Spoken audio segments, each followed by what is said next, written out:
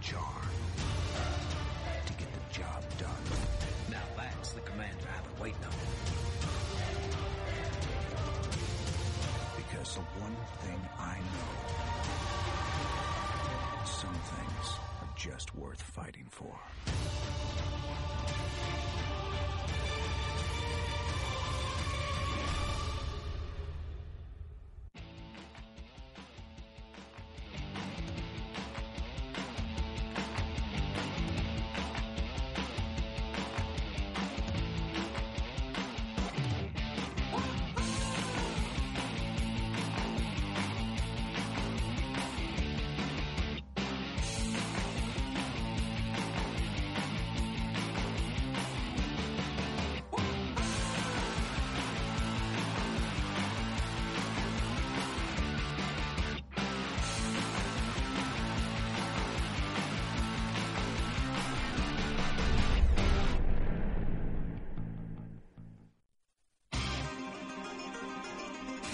All right, guys, we are back. Get on that Twitter and hashtag SC2WBCS and let people know we're finally going to get this going. Everything has been fixed. Not sure exactly what the problem was, but it's time, and that's what matters. That is definitely what matters. We are finally going to start this game. Creator versus Ash. For you guys who have been waiting, sorry about that, guys. There was really nothing we could do about it in the meantime, but you're still here. That's what matters, and this game should be starting now without any problem whatsoever, except one of the players took the wrong race. So yeah. I think we will be restarting this game. So we might have to go ahead and restart this again. Or are we wrong about his race? I don't know. We're not wrong. Ash is a Protoss, I'm pretty darn sure. Yeah, they are still testing, so... Oh, okay, yeah. Never mind. So it was a planned test. It's they already had some successful tests. This is the final successful test, so I'm sure you guys are really glad to be a part of this, the whole process, including the test and startup. Everything looks completely ready, so the game will start soon. Yeah. Let's backtrack a little bit and talk again for the purpose of, let's say the VOD starts right here. Cut. We need to talk about the map a little bit. Okay, let's do it. It's Creator against Ash. Creator won WCS Korea. Amazingly solid in PvP. Always going for macro Colossus. Not always, but almost always. Like it's pretty well known that that's the style he likes. Ash, far less known. You know, he's part of Waste Spider, which is one of the best teams in Taiwan. In fact, they even sponsor Com, who's the champion of China. So a very strong team, but he was one of the bottom qualifiers from Taiwan. So this is not like a Sen or a, Sen. I know the second best guy's name Fly. No, not Fly. Oh, God, I can't believe I can't think of this right now. I feel so stupid at the moment. There's another Slam? really good Zerg. No, not Slam. I'm trying to save my style. This isn't working. Anyways, we'll talk about that later. Let's get this game going. God. All right, Creator against Ash. And PvP action on Daybreak. Yeah, and now we have a new element to it. How good are these guys at managing their mentality with over an hour of waiting? It's an unfortunate but a very real and necessary part of pro gaming. Let's see how they hold up under this pressure. And if we take a look, let's introduce our players. Down here in the bottom left, the red Protoss is Creator. And up there in the top right, down in the bottom left, it is Creator. There he is. The favorite for this match, no doubt. One of the favorites for the tournament, I would say. I expect this guy to make it pretty deep. If he doesn't make at least top 8, I'd be surprised. Yeah, if we were to seed him, I think we should definitely seed him roughly top 4 or so. Yes. Maybe better. I would put him right up there. And here we go. Ash, of course, is our other Protoss player. In fact, let's go ahead. I want to hear, who are your top 4 in this tournament, Grubby? Creator, Seed, SKT1 Rain, and Squirtle?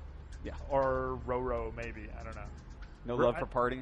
I feel like he's dropped off a little bit. He's I see what top you mean. 3 position Yeah. a bit. He's amazing. Don't get me wrong, but I'm not sure. I don't think so. And also, he favors, since this is such an important tournament for the PvP matchup, he favors Blinkstalker so much and that becomes an obsolete tech choice at some point. So a little bit concerned for him in PvP. Very well said, actually. But to be fair, I think he has the best, not Blink Stalker micro, but best Stalker micro in the world. Yeah.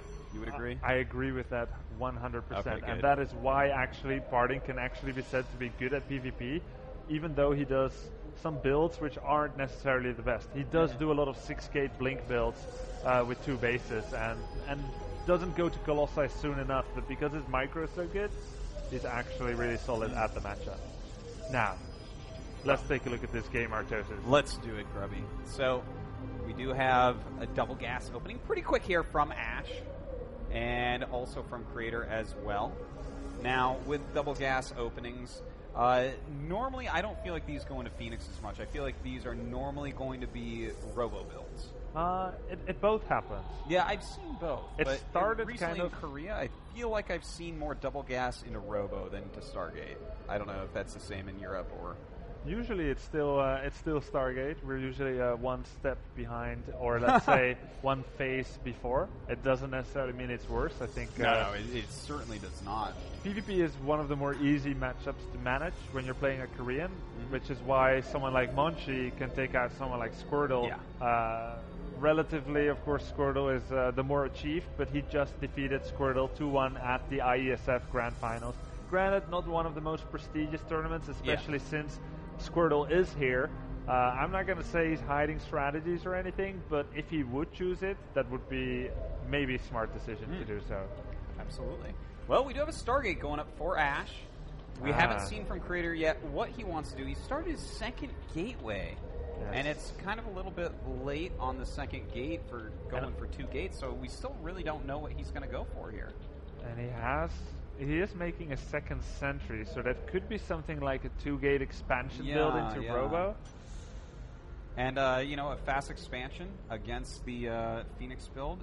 I wonder if Ash is going to go for like a Phoenix all-in, because I feel like what you want to do is rely on your Phoenixes to catch up economy-wise while getting a later Nexus. I feel like that's the best way to play against the fast expansion with the open-air Phoenix. I agree with that. I think everything that is a 5/3 before will beat Stargate all. Yeah. Span is just too early, and it's too beneficial already by that time. Now, usually when you do choose to go for Macro Phoenix, you're okay to expand about 1.5 minutes later than your opponent, because you're going to kill a probe every now and then once you get energy for that Graviton beam. Yeah, and it's going to be a little bit annoying to deal with as well. We see that he is getting that Robo up. Like, how many Stalkers does he actually want to commit to keep those away?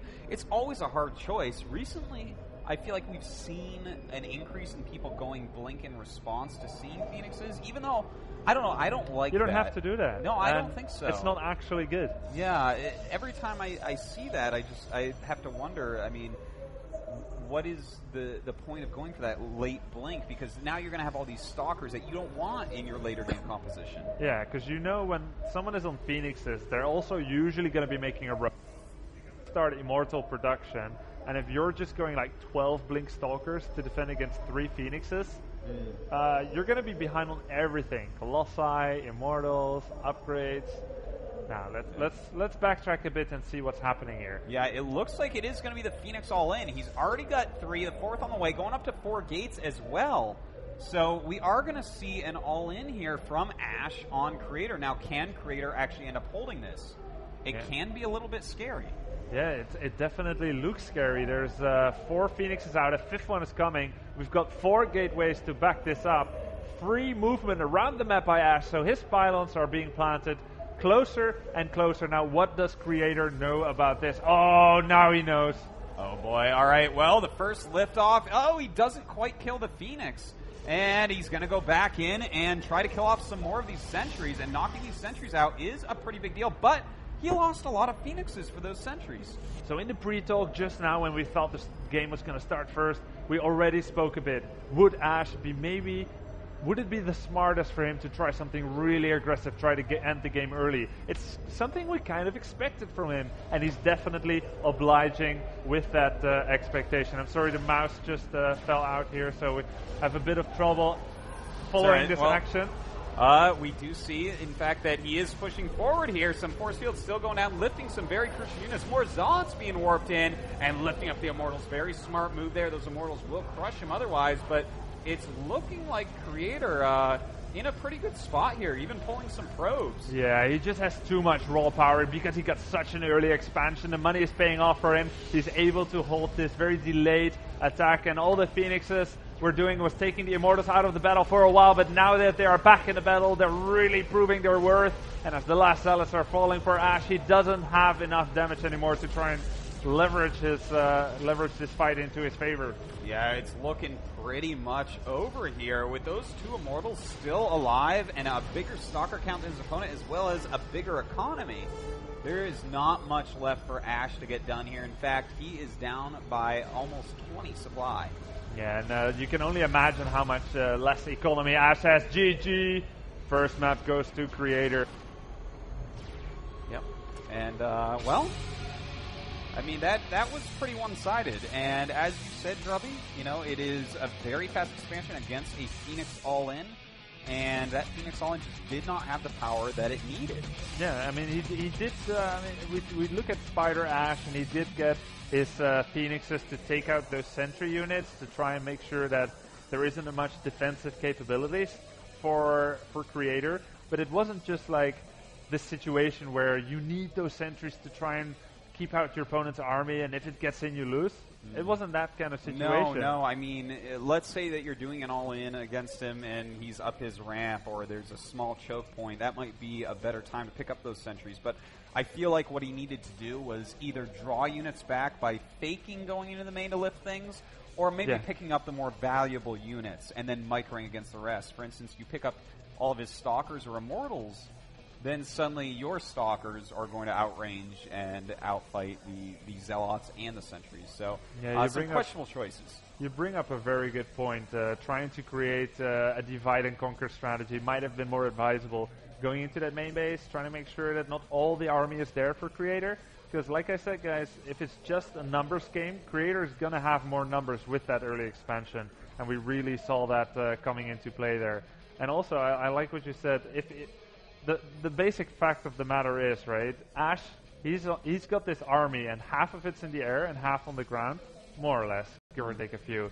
And he chose to come in first with the Phoenixes to take out the sentries.